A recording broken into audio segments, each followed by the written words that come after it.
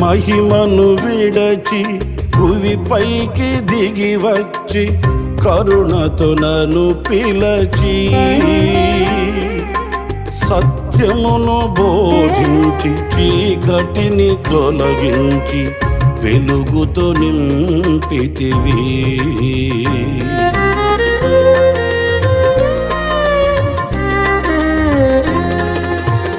మహిమను విడచి భువిపైకి దిగి వచ్చి కరుణతో నన్ను పిలచి సత్యమును బోధించి చీకటిని తొలగించి వెలుగుతో నింపితివి.